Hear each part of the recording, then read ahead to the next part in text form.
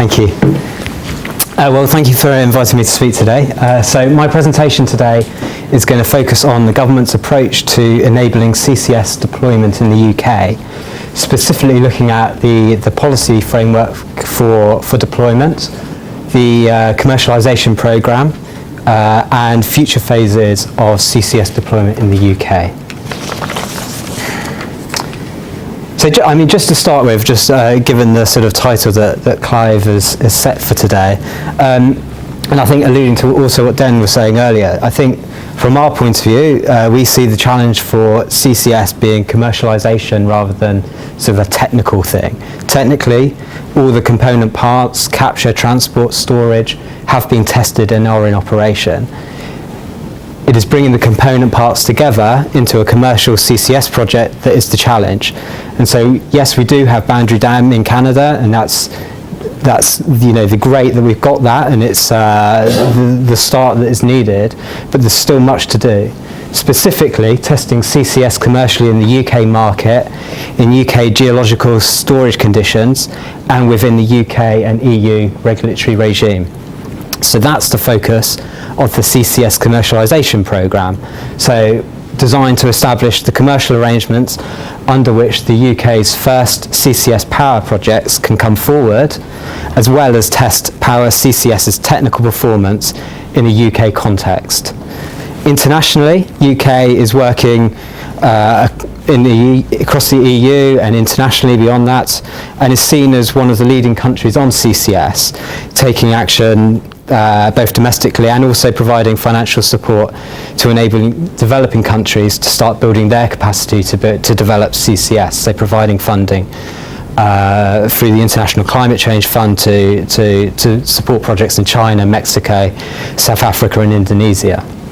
And the UK is the most, some would argue, one of only 2 or 3 active countries in the UK, in the EU even, on CCS. And I think that's also a challenge that we're facing in terms of getting other member states to take action on CCS as well. So focusing more on the UK, specifically the UK framework, the government's put in place a number of policy and delivery mechanisms, and some have already been discussed briefly by Dan. So firstly, the CCS commercialisation programme, supporting the development of White Rose and Peterhead, offering up to £1 billion in capital support, and then additional operational support through contracts for difference. Secondly, implementing an enabling policy and regulatory environment to facilitate deployment beyond the 2 competition projects. So, for example, publishing last year third-party access guidelines, setting out how third parties can access existing transport and storage infrastructure, and the potential role the Secretary of State may play if there was a dispute regarding that. Thirdly, ensuring that CCS is integrated within electricity market reform, so that CCS in the future can be supported through the Contracts for Difference framework. Fourthly, investing in R&D and innovation. So over 130 million has been invested by DECC, ETI, etc., as Den was mentioning, since 2011, and continuing to push for international collaboration and action. So, for example, through the EU 2030 framework, and working bilaterally with priority countries such as US, China, and Norway and Canada. With a particular focus just on the enabling regulatory framework, which is now well established.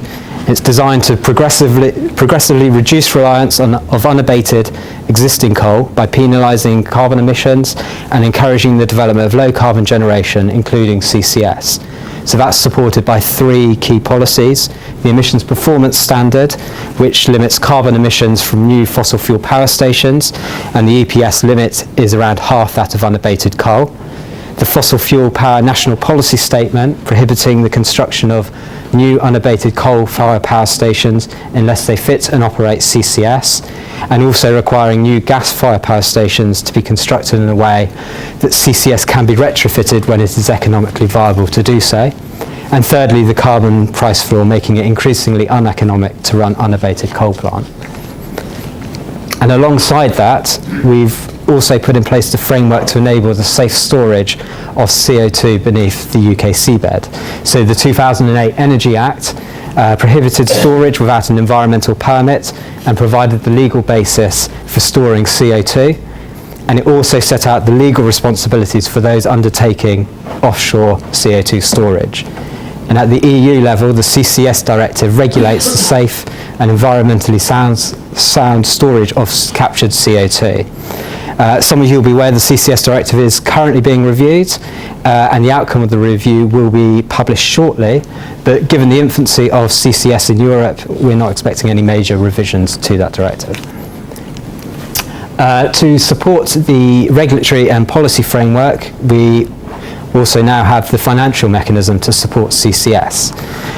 So EMR creates the financial mechanism through the contracts for different framework, and recognising that the current generic CFD is very much focused on supporting renewables, we are currently undertaking work on designing a CCS specific CFD and have engaged PwC to support this work.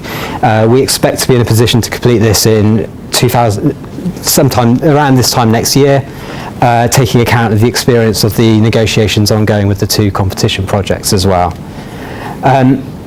CCS deployment is well established as being an important component in scenarios for decarbonising the UK, as Den was saying in his presentation. And the government's view is that it's likely, presuming commercialisation can be achieved, to be a crucial part of cost-effective path to achieving 2050 targets, particularly in the power and then subsequently in the industrial sectors. Now, the DEMR delivery plan, published in 2013, set out a range of possible scenarios for decarbonising the electricity system, including through the deployment of CCS alongside renewables and nuclear. So under the central scenario in that delivery plan, CCS accounts for 5 gigawatts, and also sets out it could be up to 13 gigawatts if CCS costs are favourable. But the government's key intervention to support CCS deployment is the commercialisation programme. So the aim of the programme is to enable the commercialisation of CCS to allow ultimately, realistically the mid to late 2020s, to compete on cost alone with other more mature low carbon generation technologies. So launched in 2012, competition was run, and in 2013 announced that Shell's Peterhead project and Capture Power Limited's White Rose project were the preferred bidders under the programme. And as mentioned, that offers up to $1 billion in capital funding and then the additional operational support through a project-specific contract for difference. Very briefly, the two projects, White Rose, a first-of-a-kind oxy-power fuel plant at the Drax site in Yorkshire, designed to capture 2 million tonnes of CO2 per year and to be stored in a deep saline aquifer in the North Sea. And an important component of the project is the oversized transport network to enable follow-on projects and to link into it to develop what we would see a CCS Humberside cluster. And the Peterhead project, which would be a first-of-a-kind CCS, gas CCS project, retrofitted to part of the existing CCGT power station at Peterhead, designed to capture 1 million tonnes of CO2 and to be stored in the depleted Goldeneye gas reservoir. And again, there's the potential there for follow-on projects to link into the infrastructure, such as projects in the Grangemouth area of Scotland. In terms of the timeline for the two competition projects, currently both projects are undertaking the front-end engineering and design work, and at the same time detailed negotiations with regard project and operational contracts are ongoing. On the current timeline, we expect final bids to be submitted towards the end of the year, and then government to evaluate those bids and make its final decisions around end of Q1, beginning of Q2 2016. And so also an important component of that is we're also submitting state aid notification towards the end of the year on receipt of those final bids, so that so obviously any final government decision is obviously dependent on obtaining state aid approval. But deployment can't just be 2 projects, so we need to ensure that there's also a steady pipeline of follow-on CCS projects if CCS is to be successfully commercialised and deployed and make a contribution to decarbonisation, which we all want. So this requires ensuring that the policy framework is right to enable that across the board. So the financial mechanism, transport and storage, industrial CCS, and also obviously action in the UK, in the EU, and internationally beyond that. So as part of that work, we published last August, a sort of next steps in CCS, a policy scoping document, which summarised government's policies and actions to support CCS deployment. That reaffirmed our commitment to enable deployment of CCS and also introduced the concepts of phases 2 and 3 of deployment as we see sort of cost reductions achieved and CCS ultimately competing on cost with those other more mature low carbon technologies. The policy scoping document invited views on those policies and received in total 35 responses from a broad range of organisations. And just to summarise some of the key messages received, which we published towards the end of March, say there was a call for a long-term government vision for CCS. There was a need for more certainty from government on the financial support being given for follow-on projects through the levy control framework and a CCS-specific CFD.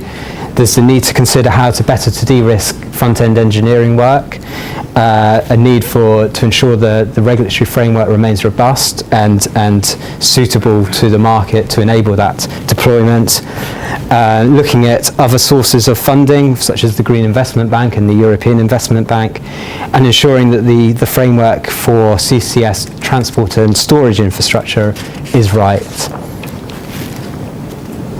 And briefly, just in terms of what that document set around phase 2, which was the sort of bridging between, I guess, the capital and operational funding being given in the competition towards phase 3, which would be competing more on cost alone.